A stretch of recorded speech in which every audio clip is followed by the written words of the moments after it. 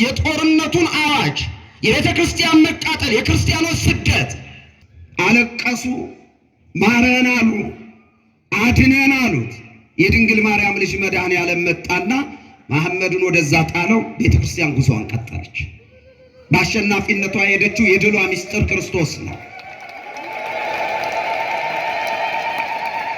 አሁን ባላችሁት አዛውንቶች ዕድሜ ደግሞ ጣሊያኖች ኢትዮጵያን ወረው ከተሸነፉ በኋላ ተመልሰው ሲመጡ ይዘው የመጡት ስትራቴጂ እኛን ያጠቁን ቤተ ክርስቲያን ውስጥ ሆነው ነው።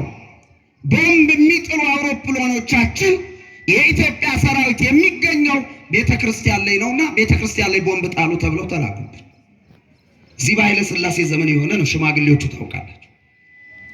የጣሊያን ቦምብ ጣዮች መጡና እንደ ዝናብ አዘነቡባት ቤተ ክርስቲያን ላይ። ብዙ ገዳማትን አፈረሱ፣ ብዙ አብያተ ክርስቲያናትን አቃጠሉ። አሁንም የነበሩ ደጋጋ አባቶቻችን ደግነትና ቸርነት የባህሪው የሆነው አዳኝነቱ ምሕረቱ የማይርቀውን መድኃኔዓለምን ቀና ብለው አለቀሱ። በጾም በጸሎት ለመኑት። ጣሊያኖች ተሸንፈው ወጡ። ቤተ ክርስቲያን ጉዞዋን ቀጠለች። በአሸናፊነቷ አለፈች። እንደዛ እያለኛ ዘመን ደግሞ ሲመጣ ደርግ መጣ። ቤተ ክርስቲያን ቢሮ ትሁን፣ ጮት እንዳልሰማ፣ ድምፅ እንዳልሰማ፣ አንድ ሰው እንዳይጮህ፣ ማይክራፎን ከፍቶ እንዳይጮህ ተብለናል። ዛሬ እነሱ አልፈው ታሪክ እስክናወራ ድረስ እድሜ ይስጠን እንጂ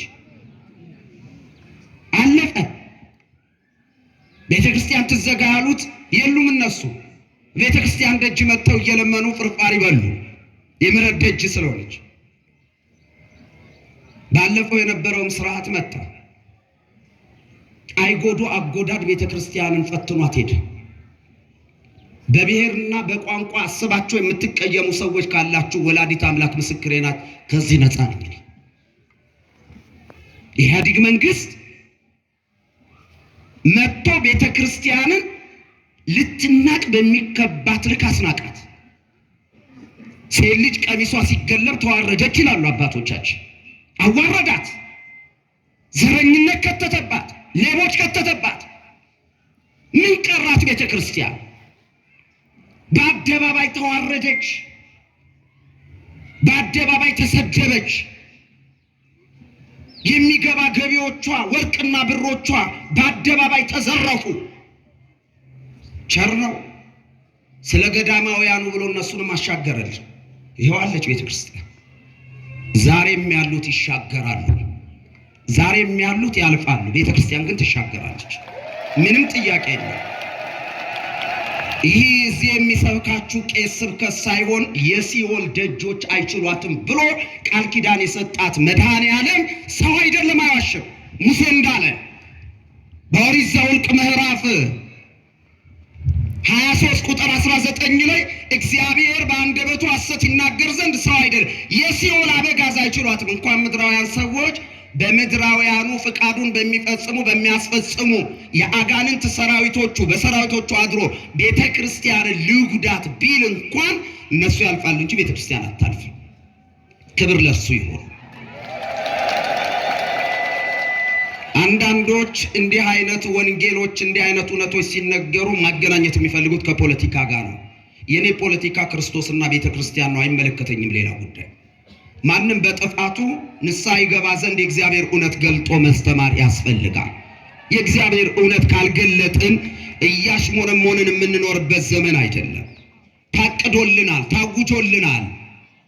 አደባባይ ወጥተው በሚዲያ ነግረውናል። እንገላችኋለን ብለውናል። እነሱን ካላስታገሱልን እኛ ምን ዝም እንላለን? ጎበዝ ጾም እንጂ ጸልይ። የሥጋና የደም ውጊያ እያወጅን አይደለም።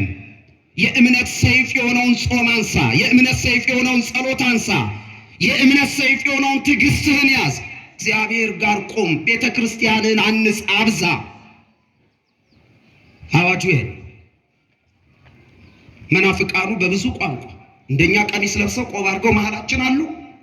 በውጭ ደግሞ ራሳቸውን ለይተው ምዕራባውያን ድጋፍ እየሰጧቸው ዘምተውባታል። ዘምተውባታል። ምሰሙት ነው። ያልተጠመቁት የተጠመቁትን እያስጨነቁ ነው አሕዛብ። ይኸው በአርሲ የሚሆነው ይሄ ነው። አለ የማይሉት የአደባባይ ምስጢር ነው። አንድ አሰቃቂ ዜና ልነግራችሁ ፈልጋለሁ። ትላንት ማታ የሰማሁት ከአንድ እናት ታገልግሎት እመጣለሁ። ሴትዮዋ ይንቀጠቀጣሉ፣ ርቧቸው ነው። እዚህ ቶታል ላይ እዚህ ጋር ታክሲ ልንይዝ እንዳይለምናሉ ሄዳሉ። ሁኔታቸው ስላሳዘነኝ እኔ ለስብከት የለበስኩት ልብስ በፌስታል አድርጌው ነበር እና ነጠላውን ሰጧቸው። ምን ሆነው ነው አልኳቸው። ከአርሲ ነው የመጣሁት፣ የተረፈኝ ነኝ አሉ። ትልቅ ሰው፣ በጣም ትልቅ ሞገስ ያላቸው እናት ናቸው። የተረፈኝ ነኝ አሉ። ብዙ እርሻ አለኝ፣ ጀግና ልጆች አሉኝ። እስቲ ስልክ ስጡኝ፣ ልጆቹ ጋር ልደውል ስል አልሰጥም። ታዲያ እንዲሆነው እስከ መቼ ይኖራሉ? አይምሮዬን እስኪመልሰው ድረስ አለ። ምን ሆነው አልኳቸው። እደጄ ላይ ተቀምጬ አለ ለብዙ ዘመን ያኖርኩት ውሻዬ አለ አሁን የሚታረዱ ክርስቲያኖች ያሉበት አካባቢ ናቸው። ውሻዬ የሰው እጅ ይዞ መጣ፣ ነክሷል። ጆሮ ጭው የሚያረግ ዜና ሰማሁ። እናንተ ጭው እንዲልባችሁ አይደለም፣ እንድትበረቱ እንድትጠነከሩ፣ እየታረድን እንበዛለን ከሚል ብዕል ውስጥ እንድትወጡ፣ እየሞትን እንበዛለን ከሚል ጨዋታ ውስጥ እንድትወጡ፣ ወገባችሁን ታጠቁ፣ ለእውነት ቁሙ።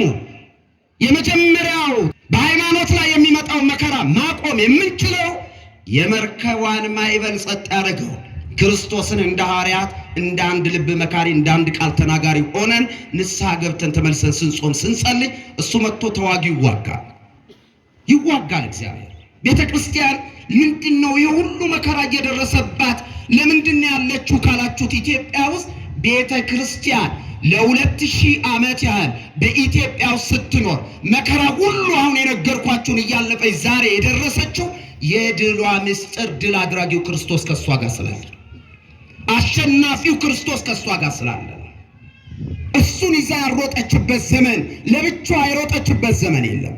ይሄ ዘመን ግን ረቂቃዊ ውጊያ በዝቷል። ከውስጥ ከውጭ ቤተ ክርስቲያን መከሯ በዝቷል። በምታዩት አትሳቱ፣ በምትሰሙት አትደንግጡ፣ አይዟችሁ አትፍሩ ነው ያለው። የሲኦል ደጆች አበጋዞች የማይችሏት እምነት ላይ ቆማችሁ አትፍረክረው። ንስሐ ያልገባችሁ ንስሐ ገብታችሁ ተዘጋጁ። ያልጸለያችሁ ጸልዩ፣ ያልጾማችሁ ጾሙ። ስጋው ደግሞ ያልተቀበላችሁ ስጋው ደግሞ ተቀበላችሁ ቁሙ። የዛሬው መልእክቴ ይሄ ነው። የሲኦል ደጆች ምን አይሏትም? የገሃነም ደጆች ምን አይሏትም? ንገሩኝ። መናፍቃን ምን አይሏትም? አሕዛብ ምን አይሏትም? አላውያን መንግስታት ምን አይሏትም? አይችሏትም። ከሷ ጋር ምን ስላለ? ሞትን ያሸነፈ ድል አድራጊው ክርስቶስ ስላለ ክብር ለእርሱ ይሁን። ከአሸናፊው ጋር ነው። የሲኦል ደጆች አይችሏትም። ስለዚህ የኛ መልስ ምን ይሁን? የተቀመጣችሁ ብድግ በሉ፣ መልሳችሁን እንድትሰጡ። ጻችሁ ራሱ ጥላውን ሰብስቡት እስቲ። አርሲዎችን እያሰባችሁ እየሞቱ እየተሰደዱ ያሉ በባዶ አንጀታቸው የሚሰደዱ ህፃናቱን እያሰባችሁ ምን ይሄ ፀሐይ ነው?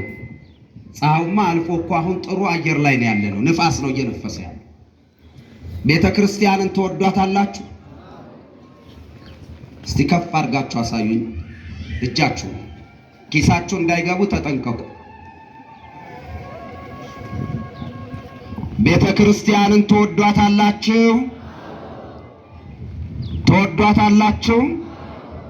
በሉ እጃችሁን አውርዱ። ይሄን ያልኳችሁ ቤተ ክርስቲያንን ከወደዳችሁ በዚህ ዘመን ቤተ ክርስቲያን ወደ ክብሯ የምትበለስበት ቀን በጣም አጭር ነው። እንደተገፋች እንደተጠላች አባቶቻችን እንደተሰደቡ እንደተዋረዱ አይኖርም። እግዚአብሔር ይህን ታሪክ የሚለውጥበት ጊዜ ቅርብ ነው።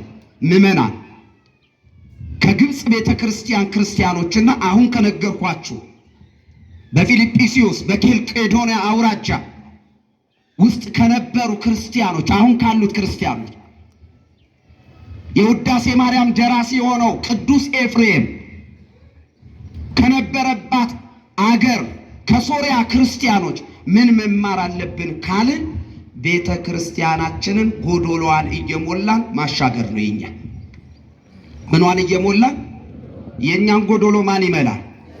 ማን ይመላል? ስለዚህ ዛሬ ድንግል ማርያምን እንጠይቃታለን። ጎሎብናል፣ ሰላም ጎሎብናል፣ ፍቅር ጎሎብናል፣ አንድነት ጎሎብናል፣ መተሳሰብ መከባበር ጎሎብናል። የአባቶቻችን ያ የቅድስና ዘመን ጎሎብናል። ማን ይመላልናል? እመቤታችን። የጎደለውን የመላች በምልጃዋ እሷ ናትና ዛሬ ደግሞ በስሟ ቤተ መቅደስ ታንጾ የእሷ መቅደስ ዛሬ የተከበረበት የተቀደሰበት ልጇ ኢየሱስ ክርስቶስ የቀደሰበት ቀን ስለሆነ እኛም ዛሬ በደጇ ላይ አንድ ስራ እንሰራለን። እሷም የኢትዮጵያን ስራ እንድትሰራ የቤት ስራ እንሰጣታለን። ፍቃዳችሁ ነው? ድምጻችሁ ስለማይሰማ ረዋችኋል መሰለኝ። እጃችሁን አሳዩኝ። ፍቃዳችሁ ይሆነ እኛም በሉ የእግዚአብሔርን ስራ እንሰራለን፣ እግዚአብሔርም የእኛን ስራ ይሰራል። እኛም የድንግል ማርያምን ስራ እንሰራለን፣ ድንግል ማርያምም የእኛን ስራ ትሰራለች። ትሰራለች አሰራ ትሰራለች አሰራ። በይስሪልን ብላችሁ አመስግኗት። ኪዳነ ምሕረት ላይ ብቻ ነው ያልደረስኩት። ሌሎቹን አውቃለሁ ሲመሰረቱ። እንዳጋጣሚ ሆኖ ብዙ ቤተክርስቲያኖች ሲመሰረቱ መስራች የነበሩት መላከ ምሕረት አምሃ መኳንንት የአቃቂ ቃሊቲ ክፍለ ከተማ ዋና ስራ አስኪያጅ ነበሩ። ብዙ ቤተክርስቲያኖች መስርተዋል በእሳቸው ዘመን። አባታችን በእድሜ በጤና ይጠብቅልን ብላችሁ አመስግኑ።